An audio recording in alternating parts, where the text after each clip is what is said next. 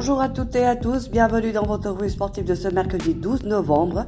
La bonne nouvelle du jour vient du Qatar. Le Sénégal U17 connaît désormais son adversaire pour les 16e de finale de la Coupe du Monde. Les protégés de Pape Ibrahima Faye, premier de leur groupe C, affronteront l'Ouganda, troisième du groupe K, un duel 100% africain prévu vendredi à Doha.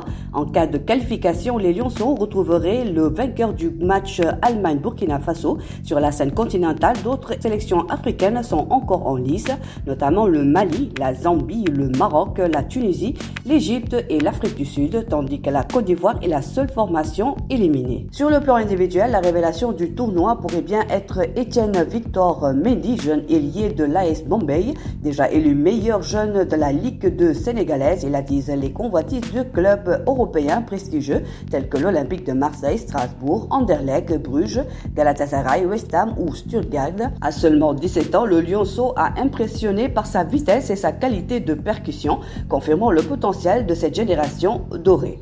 Dans un tout autre registre, le défenseur Malick Thiaw a mis fin au suspense autour de sa nationalité sportive.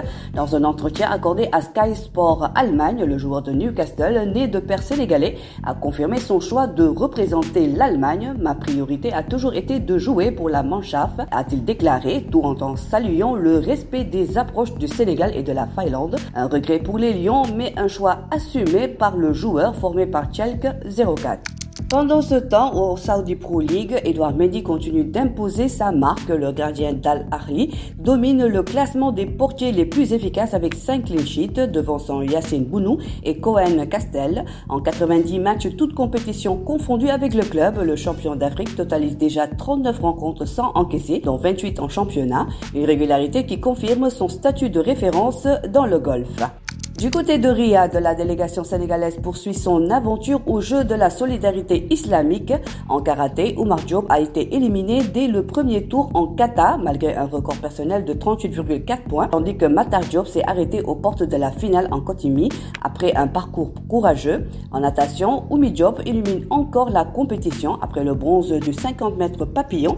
Elle décroche une nouvelle médaille de bronze sur 100 mètres nage libre, consolidant son statut de jeune pépite de la natation sénégalaise. Et voilà pour ce mercredi. Restez avec nous sur WeSport pour ne rien rater de l'actualité sportive du Sénégal.